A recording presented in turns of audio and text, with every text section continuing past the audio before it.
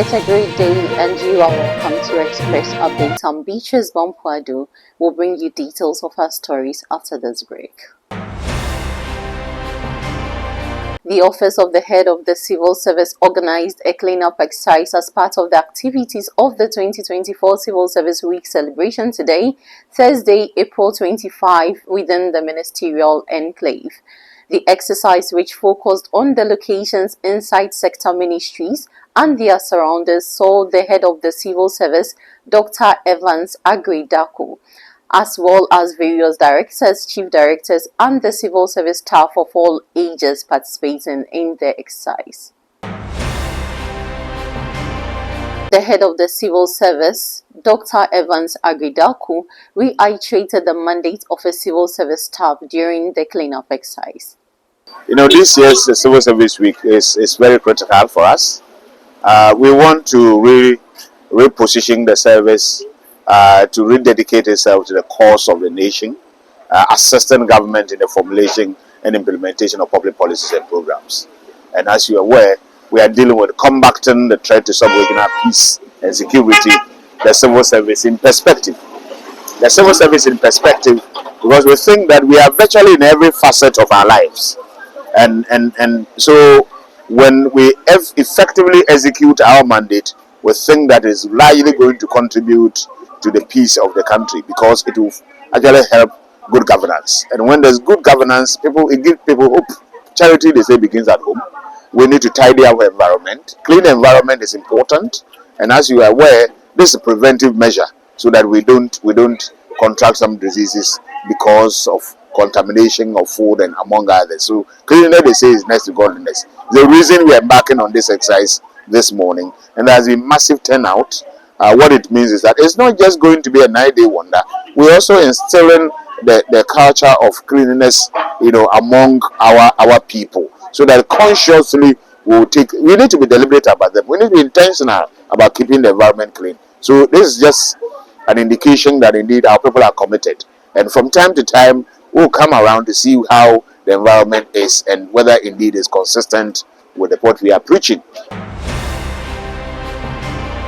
The Deputy Ranking Member of the Education Committee in Parliament, Dr. Clement Apak, has condemned the new uniform for basic schools recently unveiled by the Education Minister, Dr. Yao Osei Iduchum. Dr. Apak has described the initiative by the minister as a misplaced priority. He argued that there were pressing issues in basic public schools, including neglect and arrears of capitation grants which needed redress. Dr. Apak has therefore called on the ministry to channel resources to the cause instead of the uniform rebranding.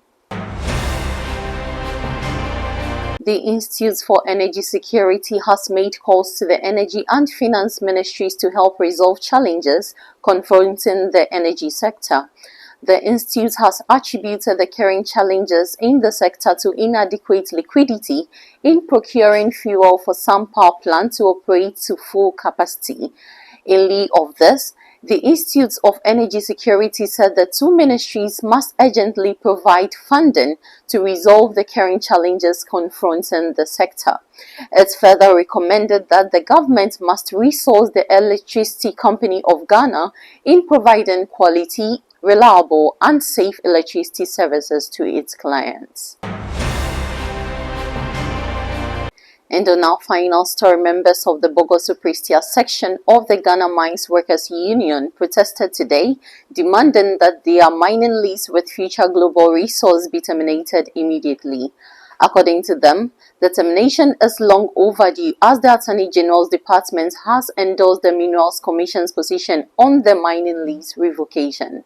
Addressing the media, the union's National Secretary Abdul Mumin Bana urged the Minister for Lands and Natural Resources, Honorable Samuel Jinapor, to immediately revoke Future Global Resources Limited's mining lease, which operates the Bogoso Prestia mines. They can't hold workers to ransom.